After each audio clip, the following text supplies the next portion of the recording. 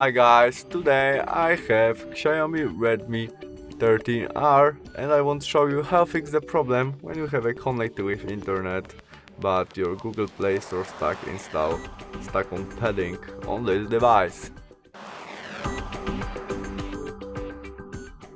You can fix it easily. In the first step you must cancel this install and go back to the main menu.